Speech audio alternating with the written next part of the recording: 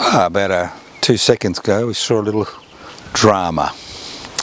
There was a hawk and it was being chased away by minor birds, obviously, and this is the breeding season, or they're laying eggs anyway, and breeding season for birds of all types. But that's not our quest today.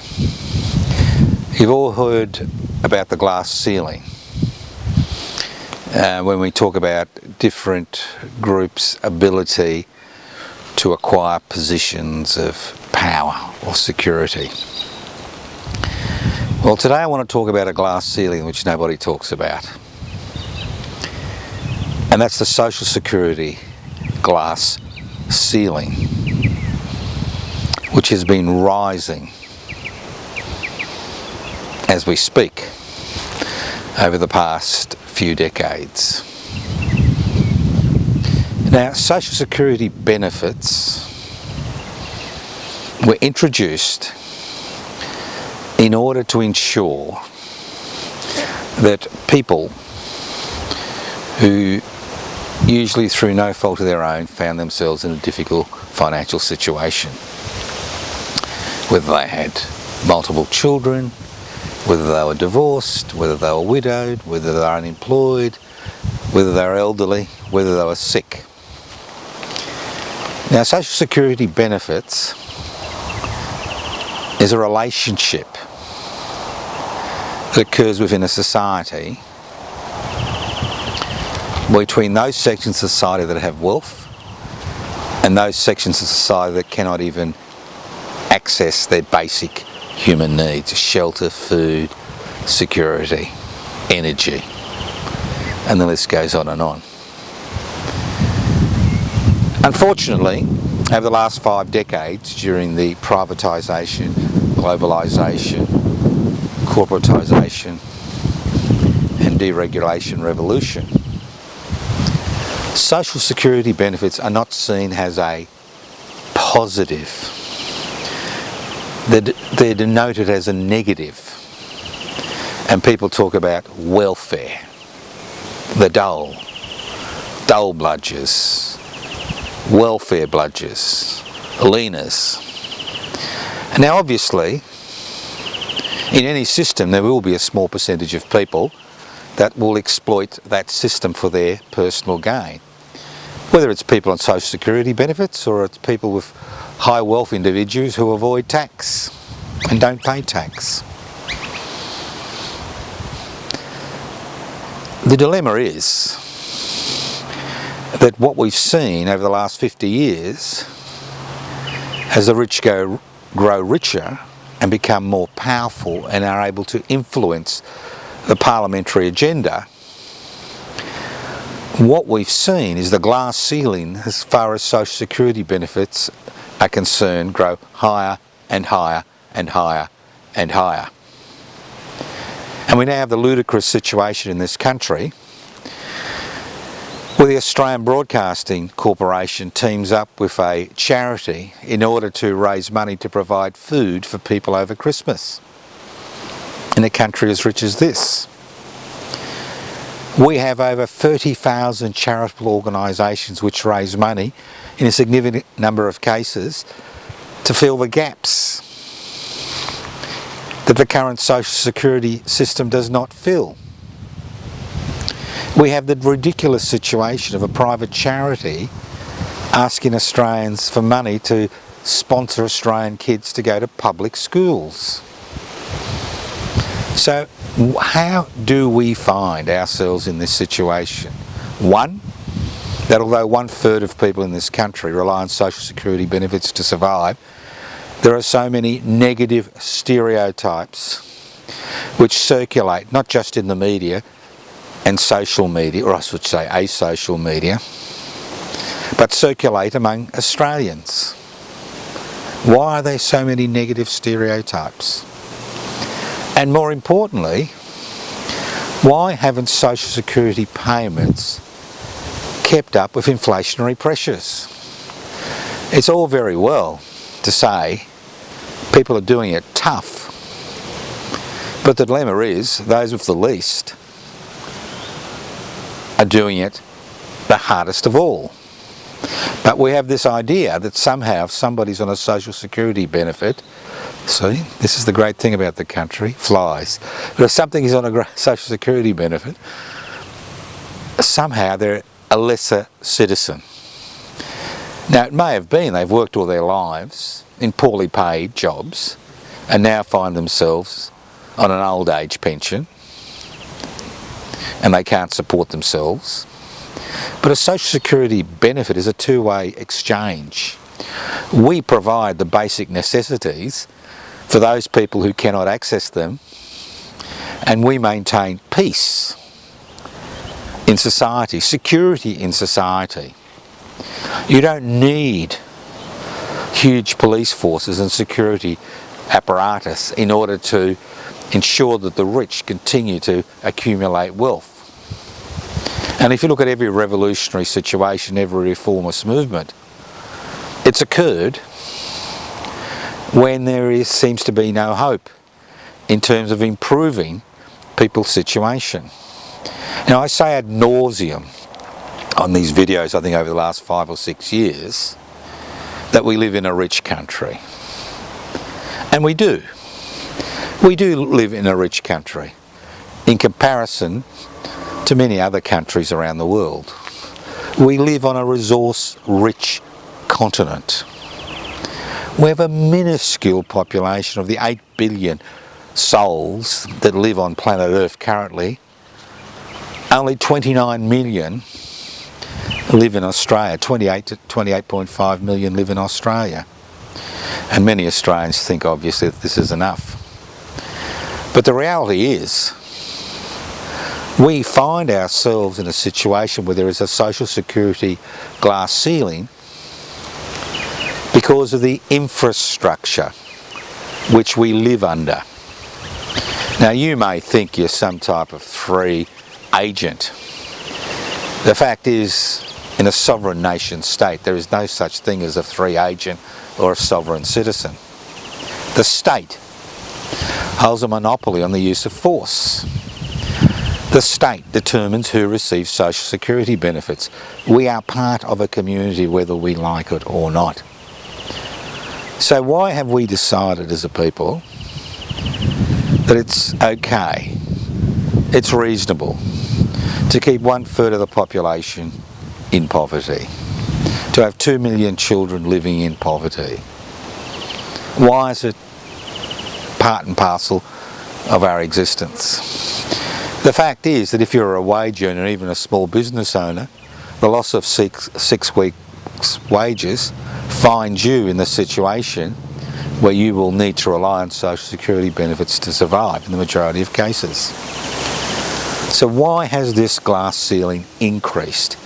And why does nobody talk about the social security glass ceiling? Because it means major structural change and reform. And whether that reform is able to be achieved through the parliamentary process is very questionable. We now have a so-called Labor government, with the greatest majority any Labor government has ever had in Parliament, and we have people who are unemployed who are living at subsistence level. We have 1/3 of the population of social security benefits, and another 60 or 70% living an insecure existence because of insecure employment, short-term contracts, and the list goes on and on. Now it's very easy to blame the identifiable other as the reason for our dilemmas. It's very easy to blame this country's First Nations people. It's very easy to blame the immigrant. It's very easy to blame somebody who has a covering over their head. It's very easy to blame somebody who speaks a different language, has a different sexual orientation, has issues regarding gender. It's very easy. It is the simple way that authoritarian regimes gather support from the very people who have been exploited by the system to to pass legislation through Parliament like the Nazis did, the National Socialists did in Germany, and Mussolini did in Italy, and the buffoon in Washington is doing today. But the fact is, the enemy isn't the individual on social security benefits.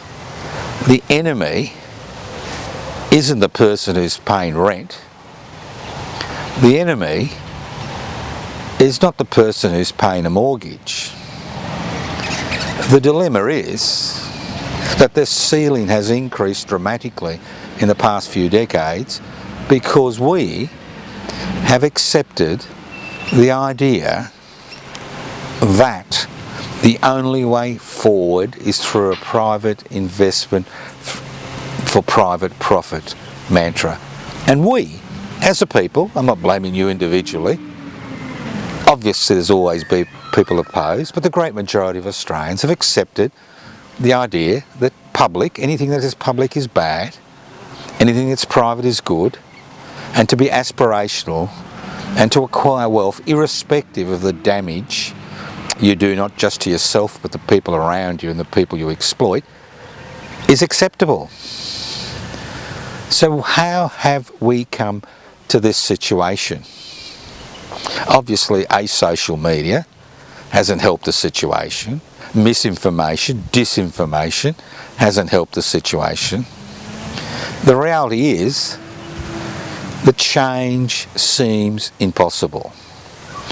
It's much easier to blame the other for the dilemma we find ourselves in.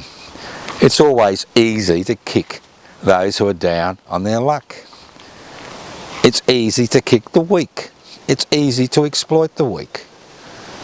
The reality is, the issue we face is the fact that the parliamentary system, which means the manufacturing of laws, has been hijacked by the 1% that own the means of production, distribution, exchange and communication, and the 8% of Australians who, through taxation-friendly laws, are able to use any disposable income to invest. That is the issue that confronts us. Do we want to continue a situation that we see today in this rich, resource-rich country, or do we want radical change? Now, I was involved in setting up public interest before corporate interest in 2015, and I must say it's one of the few initiatives I've been involved in which had so much promise and has had so much little response. I mean, the whole purpose of public interest before corporate interest was to put the interests of the many before the interests of the few. Now, when you look at public hospitals and public schools and public infrastructure, obviously there are issues in public housing, but these issues are directly related to a lack of funding. Not because the model is defective, but because of a lack of funding. Whether we like it or not, when you look at wealth, and that's limited to Australia, it is one piece, it is one cake. And what we are seeing is 1% eating 50% of that cake, and 30% having to fight over 5% of the cake. And that's the reality. And that reality has occurred not because we're a poor nation. That reality is because we have accepted the idea that the only way forward is through private enterprise. And we have allowed governments to pass legislations on our behalf which benefit the 1% that own the means of production, distribution, exchange and communication. We have done it year after year, decade after decade, century after century. Somehow hoping that if we beg and beseech, they'll brush off a few more crumbs off the corporate table, and then we'll fight amongst ourselves for those crumbs while they continue to eat that 50% of the cake that they own. So the reality is very different. Unless there is a popular movement to force Australia's political representatives to take the interests of those on social security benefits, low-wage workers and low-wage workers into account in the formulation of their laws, we will continue to see the gap between the rich and poor grow and grow and grow. And this is bad for the country. Because if the social security system cannot keep body and soul together, what we will see is what we are seeing today. The growth of authoritarian movements which exploit that dissatisfaction with Parliament not being able to adequately address these issues to recruit people to make their wet dreams of a white Australia a reality. And we are seeing the growth of authoritarian movements in this country. Almost as it was in the 1930s with the growth of fascism in Europe and its supporters in Australia. We are at a critical juncture. Unless popular movements are created to ensure that our political representatives take the future of all the citizens and permanent residents in this country into account, not just those that are pulling the parliamentary strings, we will see an increasing growth in the authoritarian movement and an increasing inequality, increasing disruption, increasing violence in our community. As I said at the beginning, a social security system is a two-way contract. The state, through legislation, ensures that wealth is redistributed to those who, in the majority of cases, through no fault of their own, find they are old, they're infirm, they're sick, they're single parents, and the list goes on and on, in order to ensure stability and security in society. And as the glass ceiling becomes almost impossible, becomes impossible to reach, we will see in this country what the world saw in the 1930s. I encourage you to join public interest before corporate interest. You can do it online. Go to info@pibci.net.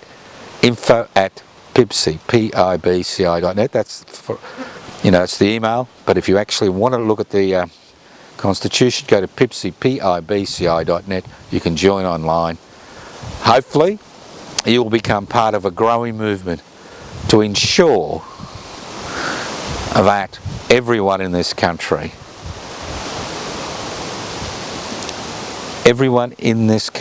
shares in the Commonwealth of Australia.